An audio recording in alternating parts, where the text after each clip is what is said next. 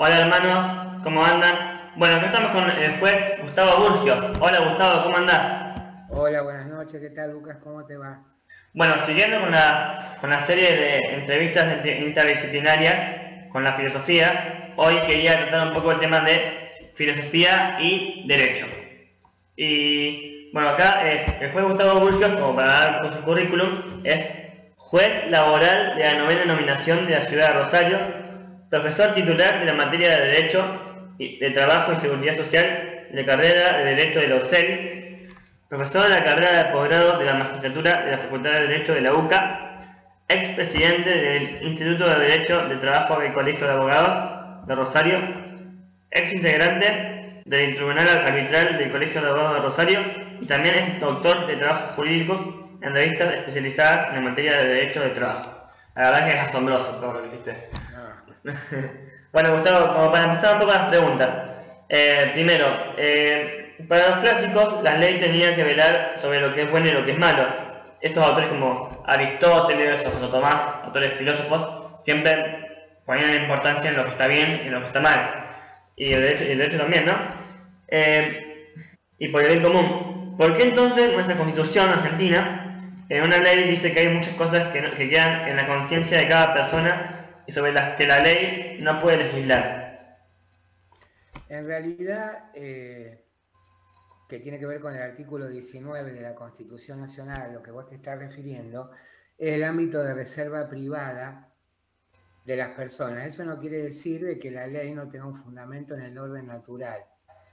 En la Constitución, en su preámbulo, originalmente, así lo interpretó la Corte desde antaño, refería a la justicia general, que es la justicia referida al derecho natural.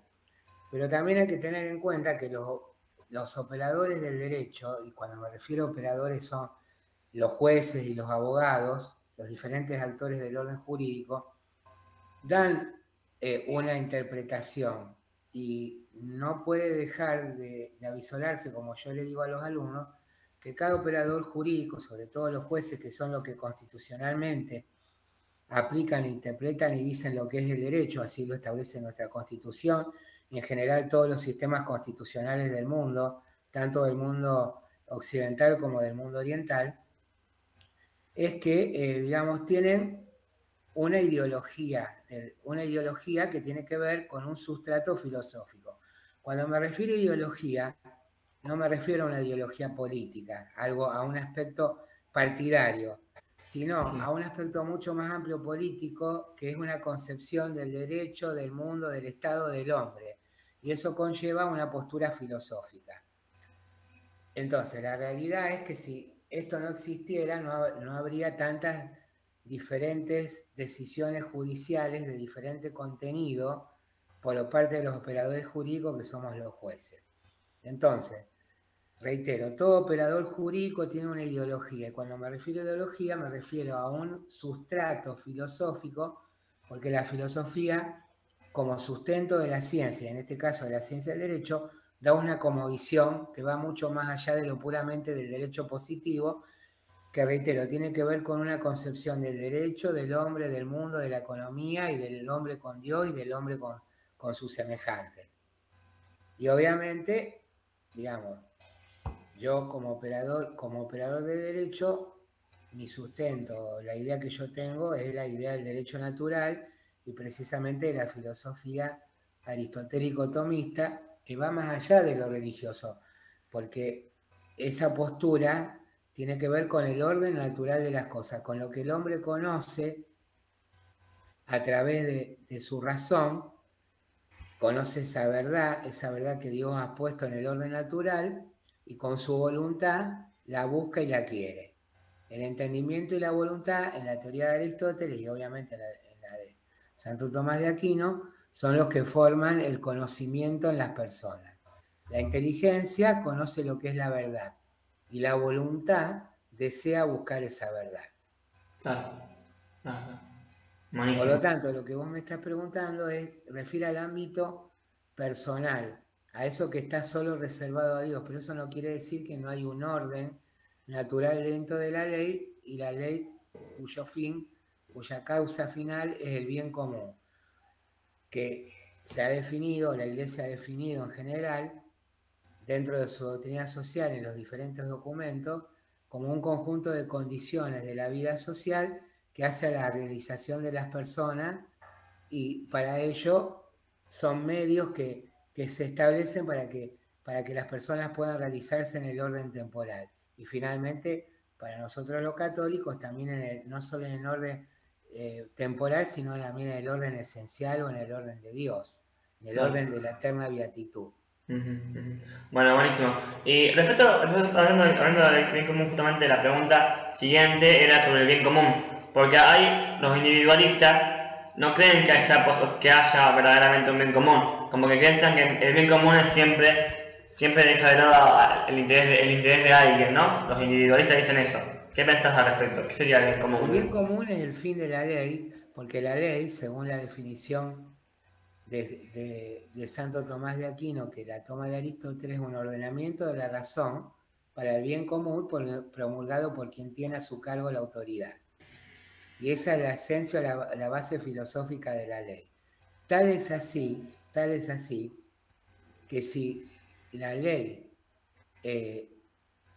se va o elimina ese bien común y no es un ordenamiento de la razón, puede llegar a justificar como una medida extrema cuando se ordene algo que es contrario a la ley natural y la autoridad desvía de ese bien común hasta puede llegarse al tiranicidio. O sea, esto en un extremo muy, algo muy delicado, pero sobre todo lo desarrollaron los neotomistas en el siglo XVII y XVIII, que cuando la ley y la autoridad se desviaban del bien común y ordenaban algo, por ejemplo, contrario a la ley natural, hasta el pueblo, que era el que le daba esa autoridad recibida de Dios al monarca, en ese momento la forma de gobierno que se conocía tanto para Aristóteles como para Santo Tomás era la monarquía, que era la forma que imperaba en ese momento, o le daba el derecho al pueblo hasta de llevar a la muerte al tirano que ordenaba algo contrario a la ley natural.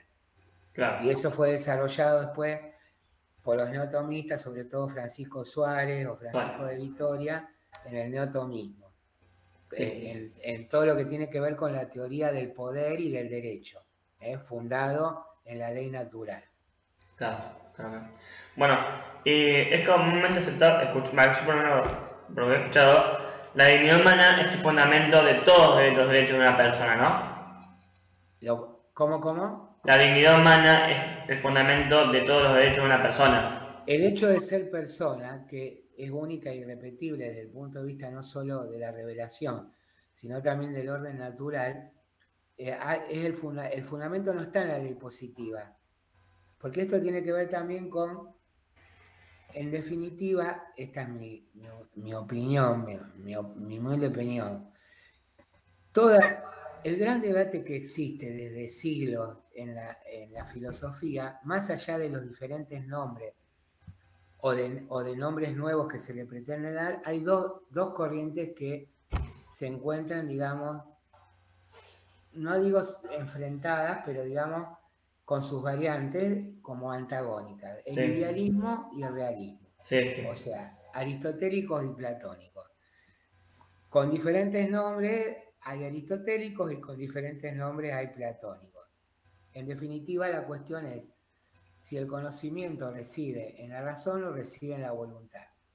Y el peligro de esos fundamentos, el fundamento idealista, y sobre todo yo creo que el gran exponente de eso es Kant, es el kantianismo, Emmanuel Kant, es que esto llevado al sustento de la ley, si el conocimiento está no en la razón, sino en la voluntad, y esto llevado al plano de la ley, quiere decir que si la voluntad da fundamento a la ley, lo que piensa la mayoría es legítimo. Y así fue como, por ejemplo, el nazismo sería algo legítimo, porque nadie duda que la mayoría del pueblo alemán quería eso que Hitler encarnaba en su ideología. Entonces, fíjate vos a qué consecuencia llega. Si el conocimiento no es producto del razonamiento, o del entendimiento agente y posible y de la razón, y si no de la mera voluntad, eso quiere decir que los regímenes totalitarios son legítimos porque tuvieron un fundamento en la voluntad de la mayoría que quiso eso. Claro, sí, tal cual. Sí. Ese es el peligro de esto. Por eso el fundamento filosófico que se tiene es importante, porque de ahí surgen las consecuencias, porque precisamente el fundamento filosófico es una cosmovisión, una ideología, reitero, ideología entendido, esto hubo un politólogo del siglo XIX, Jules Bourdieu, francés, que planteaba esta cuestión de los fenómenos de macro y de micropolítica.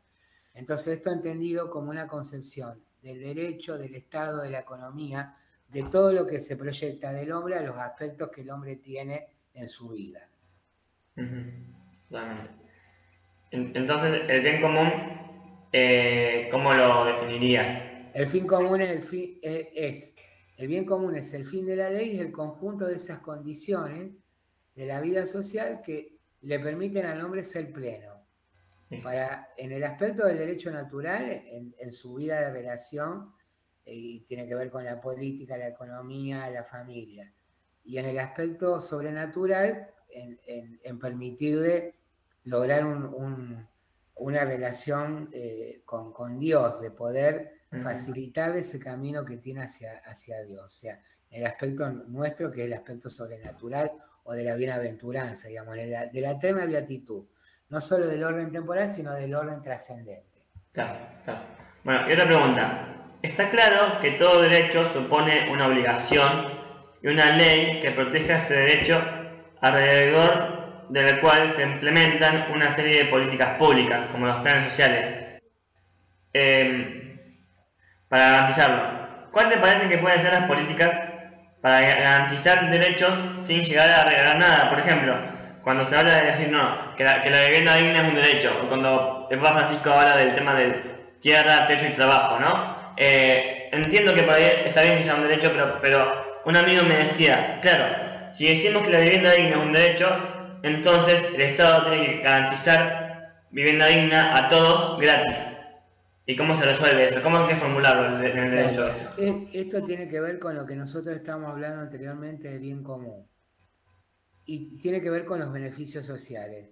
Y también con la educación. Lo que tiene que el Estado lograr es que puede haber un periodo de transición que el bien común exija beneficios sociales. O sea, una sociedad que está en un cambio y que se otorguen beneficios para lograr. Vos acordate que está la justicia general y la justicia conmutativa. La justicia conmutativa es la justicia que decía Aristóteles existe entre particulares. Por ejemplo, en los contratos que hay entre las personas, en la vida comercial y en la vida... Claro. Después está la justicia general, que la doctrina social de la Iglesia la ha denominado bajo la justicia social, que es la justicia general. En esa justicia general, que es la justicia social, lo que tiene que lograr el Estado es que haya no una igualdad formal de derechos, declaraciones que no tienen contenido, sino que haya una justicia material real. Entonces, en aras de lograr eso, puede haber un inicio que el Estado da beneficios sociales y que da esto que vos decís, planes sociales o determinadas ayudas, pero que eso no tiene que ser continuo, sino que tiene que ser una etapa en que para lograrse la plena efectividad de la justicia social o de la justicia general, se logren estabilizar las condiciones para que después eso no sea necesario y la persona pueda obtener eso a través de su trabajo. El trabajo como sujeto del hombre, no te olvides que el trabajo es digno, esto dice la Iglesia en la encíclica Labor in Exercens de San Juan Pablo II, porque tiene un sentido subjetivo, que es que lo realiza una persona humana. Y aquel mandato bíblico que dice que ganarás el pan con el sudor de tu frente. El trabajo es digno porque lo hace una persona, pero a su vez tiene un sentido objetivo que lo dignifica a la persona que lo hace. Hay una corriente transitiva entre el sentido subjetivo y el sentido objetivo del trabajo. Y eso es porque lo realiza la persona humana. Entonces, lo ideal es que esos beneficios sociales, que en realidad no son regalos, sean transitorios, porque después el Estado, a través del bien común que tiene como fin, tiene que lograr establecer las condiciones para que la persona salte de ese beneficio que se le da para que pueda estabilizarse y lograrlo a través de las condiciones, entre ellas que tenga un trabajo digno. Claro, El problema claro. es que no se logra eso. El problema de la Argentina y de muchos países es que tenemos declaraciones de derechos que no tienen, en la realidad son formales pero no reales, porque el Estado no logra el bien común. Claro, claro. Entonces se la pasa dando beneficios, porque nunca logra la plena satisfacción de esas necesidades, entre ellas las económicas, no son las únicas. Claro, bueno, de hecho es Milei el que siempre dice que como que en el Estado pide solidaridad a punta de pistola, como que el hecho de garantizar todos estos derechos sociales, que ponemos también, pero que tienen que llevar a generar, a que la gente pueda salir de su situación de pobreza, genera una carga impositiva de impuestos tan grande que el resto de la sociedad que tiene que pagarlos, por ahí no, según mi ley es como que le piden demasiado a la gente que tiene que pagar esos impuestos. Lo que pasa que yo creo que hay acá un problema. El de las cargas tributarias es una discusión que viene de mucho tiempo. El problema de la República Argentina es que el sistema, esta es mi opinión, el sistema tributario diseñado en la Constitución no se cumple desde hace muchos años. O sea, hay una serie de impuestos que los tendría que recaudar las provincias y los recauda la nación porque desde hace muchos años el Estado, bajo diferentes gobiernos que hemos tenido, no solo este último, hay problemas de financiamiento del Estado. Entonces, esos impuestos, en vez de ser utilizados para la gente, son utilizados para un financiamiento del Estado y se entra en un círculo vicioso como el perro que se muerde la cola y da vuelta y no logra parar y no logra el fin, que precisamente es crear las condiciones del bien común.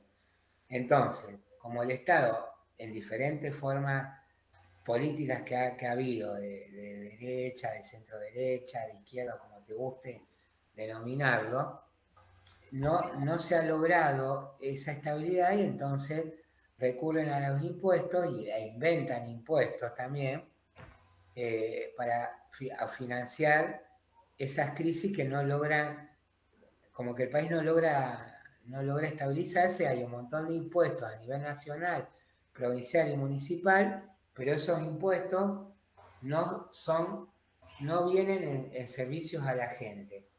¿Se entiende lo que quiero decir? En lo real, que es la educación y una serie de cosas, sino para financiar crisis económicas de los diferentes estados, del Estado en las diferentes formas políticas que son asumidos por los partidos que les toca gobernar en los diferentes ámbitos, federal, provincial o municipal. Claro, claro. Buenísimo. Esto me refiero desde el punto de vista tributario. No estoy dando una opinión política, sino una opinión que es jurídica, que tiene que ver con lo que uno escucha o leen los analistas. Claro, buenísimo. Y bueno, vos formaste también en el derecho natural. ¿Todavía hoy en día en Argentina, se defiende la distinción entre el derecho natural y derecho positivo? No, y prueba de ello, uno es la ley del aborto, que a mi modo de ver lesiona el Pacto de San José de Costa Rica, que establece la defensa de la vida desde la concepción en el vientre materno, y desde el punto de vista científico está bien definido de que en el momento mismo de la concepción hay vida. Sí. Que esté en potencia es una cosa, pero es vida, esto como la teoría del auto y la potencia, o sea, Claro, ese embrión tiene todo en sí todas las condiciones de persona y toda la potencialidad de ser persona, no es un mero apéndice o una parte de la física de la mujer, sino que realmente es un ser independiente en toda potencialidad, y en él está toda la descripción genética, el mapa y todo para ser persona. totalmente. Sí, ¿de Eso es qué? un claro ejemplo de que el derecho natural no se respeta. Claro, no hay problema. Bueno, otra pregunta. Esta es un amigo mío que también tiene una pregunta. O sea, viste que hoy en día se habla mucho de censurar los discursos de odio. Pero en algún punto, a veces, esa censura se vuelve parte de la conveniencia de alguna ideología política, ¿no? Sí. El tema es que esta censura no forme parte de alguna ideología política, ¿no? Que se use para conveniencia de alguna ideología, ¿no? Y mi amigo me preguntaba, ¿cómo se hace para que no quede a la conveniencia del político de turno? ¿Cómo controlás que esas leyes no generen eso? Bueno, eso, el control de si eso es irrazonable o razonable o es discriminativo, ¿no? Como último órgano lo tiene en el ámbito de la Argentina, la Corte Suprema de la Argentina, y en el ámbito internacional, la Corte Interamericana de Derechos Humanos, porque nosotros estamos dentro de ese sistema.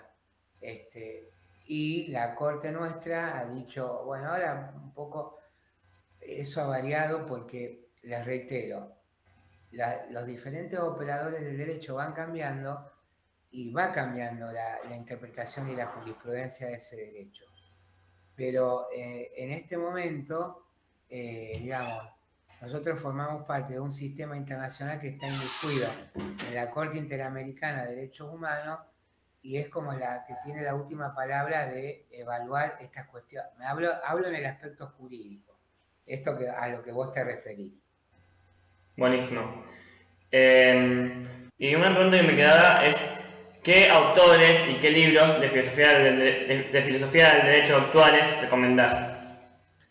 Bueno, dentro de los autores clásicos tenés los españoles como Legaz y Lacambra, que son neotomistas, que han escrito libros de filosofía del derecho, el fundamento de las leyes. También, como para tener una idea acerca de, digamos, de los fundamentos en la filosofía tomista, que da fundamentos también a la filosofía del derecho, hay un libro interesante que es Introducción al Tomismo de Ponferrada, que eso puede servir como para introducirse dentro de la teoría del tomismo. Después también hay autores, es interesante un poco ver toda la cosmovisión para, desde el fundamento que uno tenga, ver un poco. Dworkin es un interesante autor en la parte del derecho sociológico, Dworkin, y también Alexis, que tiene un fundamento en el derecho natural. Edgar Alexis. Últimamente yo, digamos, bueno, no soy un filósofo del derecho, mi especialidad es en el derecho del trabajo, pero bueno, esos son los autores que yo he visto últimamente como fundamentos de o estudios de sentencias o fundamentos de jurisprudencia que uno ha visto como análisis, sobre todo en la materia mía, que tiene que ver mucho con la dinámica social de los trabajadores. Claro, buenísimo, sí, después les voy a dejar en la descripción. Bien, y una última pregunta. Respecto a las últimas leyes que se han dado sobre el tema del aborto, ¿qué problemas encontrás en esas leyes que se aprobaron o se quieren aprobar? Que uno de los fundamentos que te estaba diciendo, que para mí contradice una de las cláusulas del Pacto de San José de Costa Rica, que es derecho, ese instrumento forma parte de la Constitución, del derecho primario o supremo, junto con la Constitución Nacional. Los pactos internacionales forman parte de la jerarquía constitucional que establece el artículo 31 de nuestra Constitución, y entre ellos el Pacto de San José de Costa Rica. Listo. Bueno, eso es todo. No sé si querías decir algo más, Gustavo. No sé si quieres hacerme alguna otra pregunta. No, ya está. Así que bueno, hermanos, gracias por ver el video.